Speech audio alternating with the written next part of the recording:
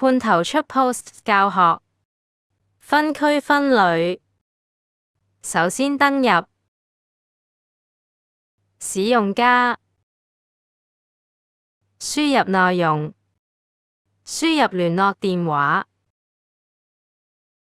發布 post 內容，直接聯絡 WhatsApp 使用方法，有填電話，救生員搵工。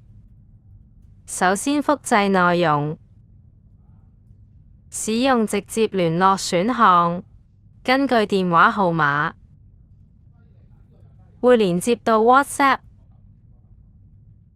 確保輸入正確電話號碼，否則不能連接 WhatsApp。